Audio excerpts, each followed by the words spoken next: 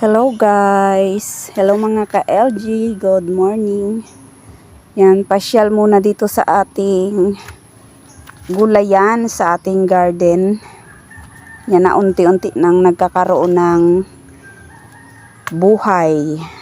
Kung dati ay puro damo lang dito ngayon, ito naman ay ngayon ay nagkakaroon na ng mga gulay dito sa ating likod bahay. Ayan o, yung mga papaya sa aking sako bag ay malalaki na din. Ang ating mga sili ay may mga bunga na. Ito, akala ko yung binigay sa akin ng sister ko ay yung pangsigang na sili, pero hindi pala. Ito ay isa din sa mga sili. Tawag dito sa amin ay tahudan, o yung parang ano ng manok. Tahod yung sa ano ng manok. Ito, tahudan. Mahaba siya. Yan. At maanghang din. Sabi kasi yung sister ko, kasi nakahingi ako ng 4 na puno na punla. Sabi niya sa akin ay siling pangsigang.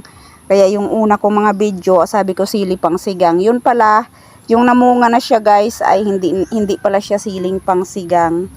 Sili din siya, pero yung maanghang na sili. Yung tawag nga dito sa amin ay tahudan or tahuran. Ayan guys. At ito naman yung aking mga sili labuyo.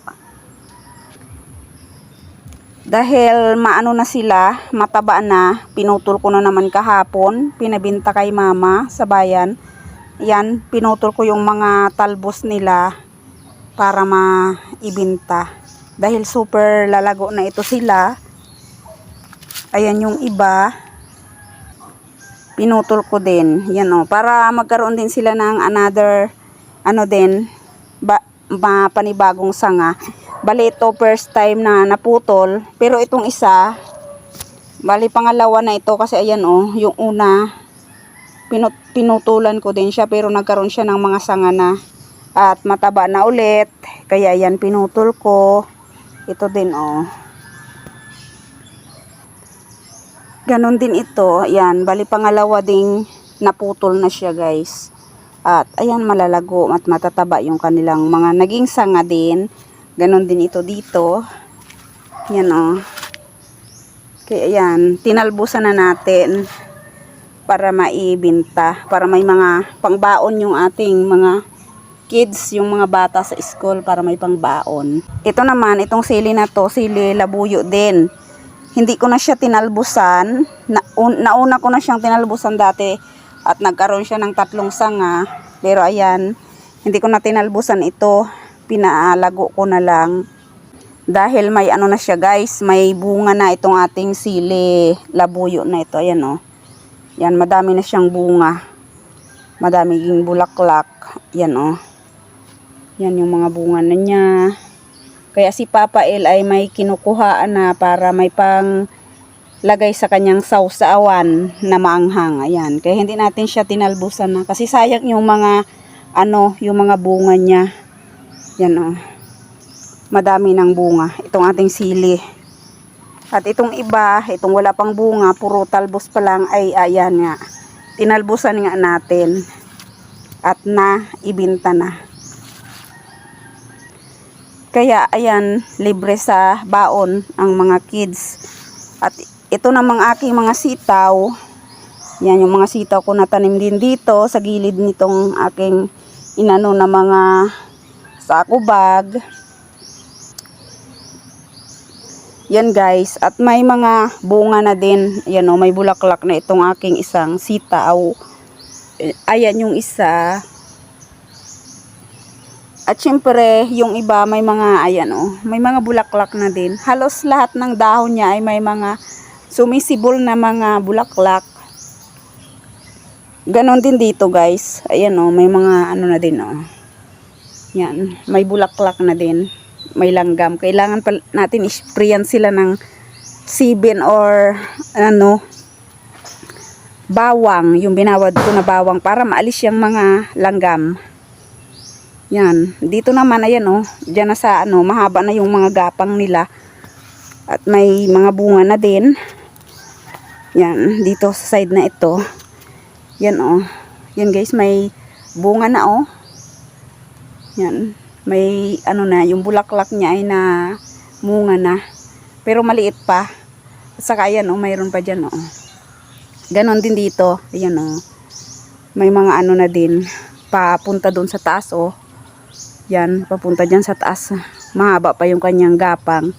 Lalagyan at ulit natin ng extension para makagapang sila ng mas mahaba. Yan, ganon din itong mga sili dito. Yan, marami na ding bulaklak. Ayan guys, yung ating mga tanim. At ito, may tanim din tayo ditong kalabasa. Yan. Saka ito naman yung bell pepper. Yung malalaki na, bell pepper. Yan. At saka yan, yung ating kangkong na ilang bisis na nating na kuhaan ng panglagay sa gulay. Yan, yung ating kangkong. Mahaba naman yung isa oh. Mataba na naman. At pwede na naman natin ito guys na talbusan. Yan oh. Dito naman yung papayang tinanim ko. At saka yung mga din oh. Luya.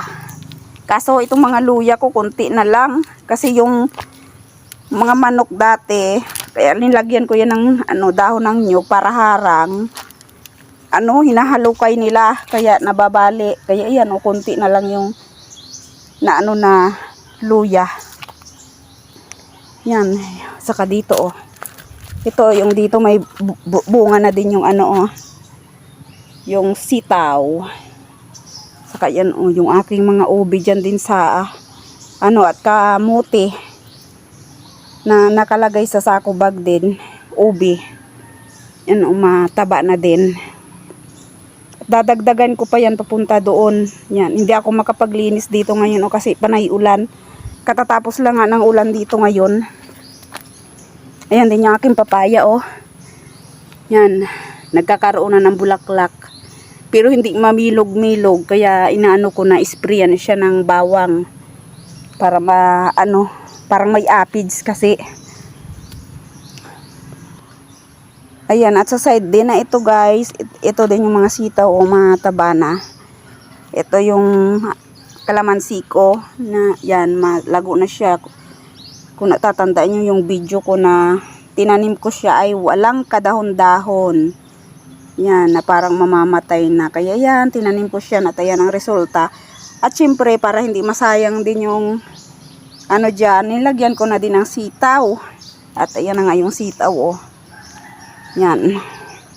Nilagyan ko na ng gapangan. At mahaba na yung gapang nila. At syempre, may bunga na din. Yan oh. May bulaklak. At may bunga na. Ilang days na lang yan. At pwede nang iulam. Yan. Dito pa. Mayroon din dito. Yan guys oh. Yan. May mga bunga na. O di ba, pag may tinanim tayo na gulay, may libreng igugulay. At syempre, kagandahan dito ay puro organic lang yung ating kaya ma-healthy. Healthy sa ating mga anak. Yan guys, oh. Yan yung ginawa ko. O di ba, parang kailan lang tinanim ko sila, ayan, namumunga na ang aking mga itinanim. May saluyot pa. Pag may mag-uulam kami ni Papa El ng labong, yan, libre na din ang saluyot. Pero panay libre naman ang saluyot niya. Kumukuha lang siya sa bukid. Yan, at ito, yung ating mga ubi. Yung last video ko dito ay naglalagay pa lang kami ni Papa El ng gapangan. At nilinisan ko lang. Nilinisan ko lang ito sila dito, dinamuhan. At ito na sila ngayon guys, ang aking ubi. O di ba? Ang ganda na nila guys. O, di ba oh? Yan. Super mahahaba na yung kanilang gapang. Di pa dati ito ay hindi pa. Yung nilagyan namin ng gapangan, yan o ngayon o. Ito, maliit pa ito yung nilagyan namin ng gapangan, yung pinakita ko na nagdadamo kami. Ngayon ayan na sila. Super hahaba na ng gapang. Halos mapuno na yung mga gapangan. Yung sa kabila puno na. At ang gaganda na nila. 'Di ba? Libre na ito sa sa December. Yan oh. Marami ang ating ubi. May pambinta na, may pangluto pa. At ito din oh, yung bago kong tanim kahapon na kamuting baging. Yan, kamuti. Magtatanim pa din kami ng kamuting kahoy para lahat nandito na. At yung mga bagong tanim kong sitaw oh, umulan ng malakas kagabi, hindi na makita oh. Yan oh. Matutubo na ito siguro, ayan oh.